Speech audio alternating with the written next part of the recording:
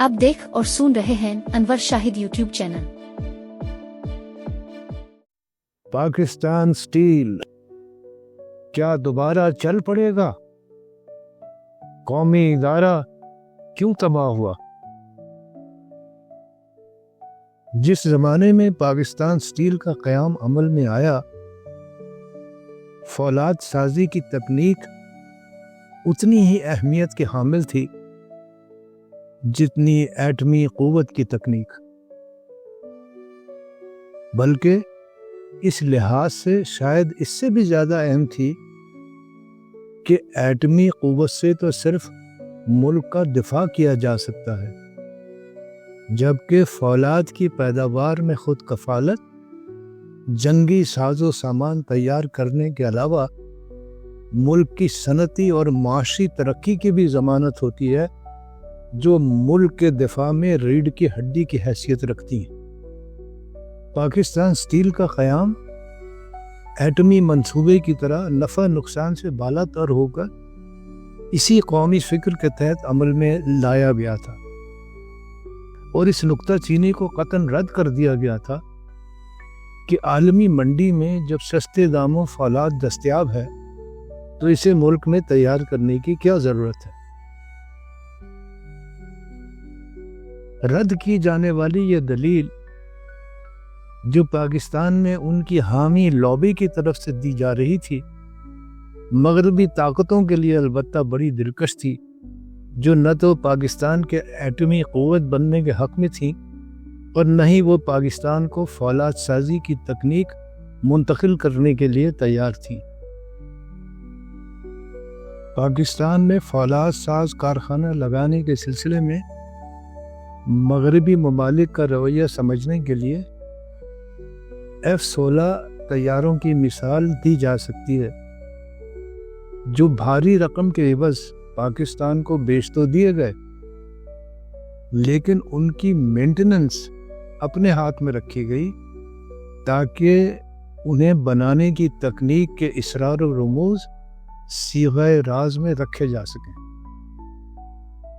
ठीक इसी तरह मगरबी ममालिक फौलाद का कारखाना लगाकर देने के लिए तो तैयार थे, लेकिन फौलाद साजी की तकनीक मुंतकिल करने के लिए कोई भी राजी नहीं था। इस तनाजुर में रूस की जानिब से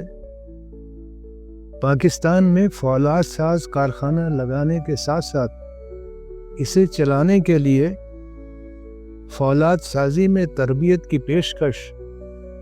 बहुत बड़ी पेशकदमी थी, जिसका पाकिस्तान में जोश व खरोश से खैर मकदम किया गया। उस ज़माने में रूस 15 रियासतों पर मुश्तमिल इश्तराकी जमहूरियत की क़यादत कर रहा था, जो सोवियत यूनियन के नाम से जानी जाती थी, और उसने ये पेशकश सिर्फ पाकिस्तान को ही नहीं की,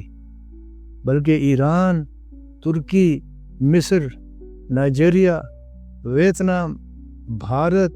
और अंगोला समेत दीगर कई ममालिक को की थी। इसकी एक वजह मगरबी ताकतों को नाकाम बनाना था, जिनसे उसकी सर जंग चल रही थी, जबकि दूसरी वजह उन ममालिक के अवाम के साथ उसकी हमदर्दियां थीं, जिनका शुमार तीसरी दुनिया में होता था और जिनके फौलाद की पैदावार शुरू करने से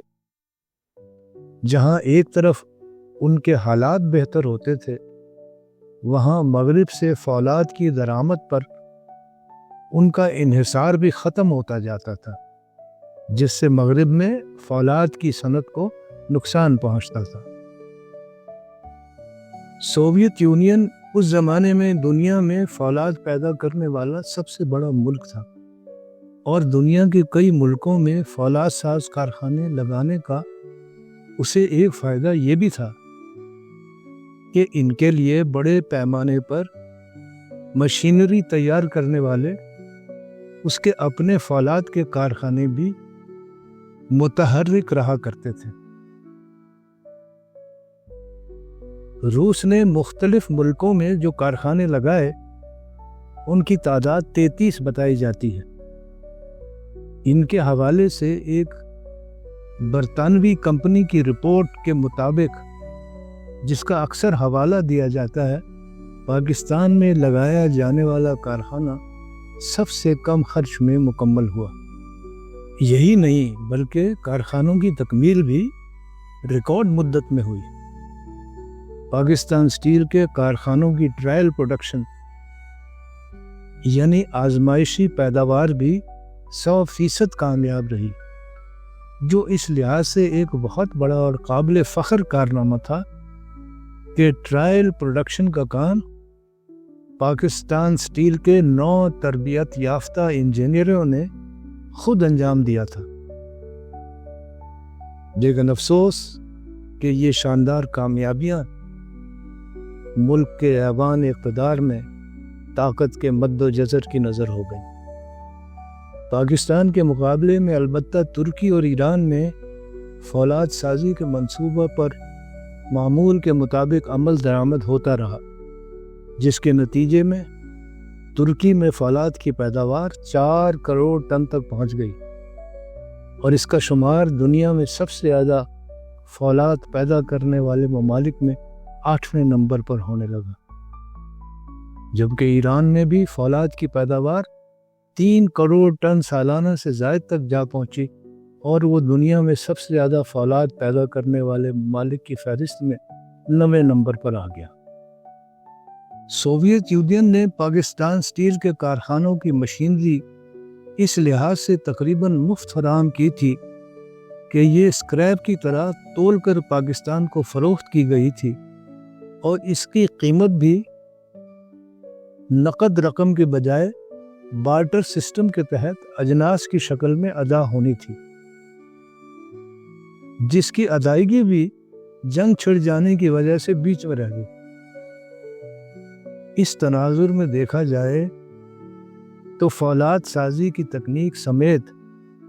تقریباً مفت میں حاصل ہونے والا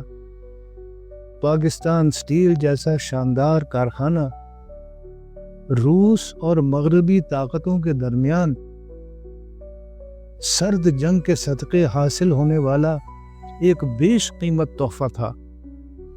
جو ہم نے ان کے درمیان افغانستان میں رونما ہونے والی گرم جنگ میں گنوا دیا۔ اگلی قسط میں جانیے پاکستان اسٹیل کے قیام کا بیج 1965 میں اس وقت پھوٹا تھا جب ذوالفقار علی بھٹو ایوب خان کے ہمراہ ایک ہفتے کے دورے پر سوویت یونین گئے تھے۔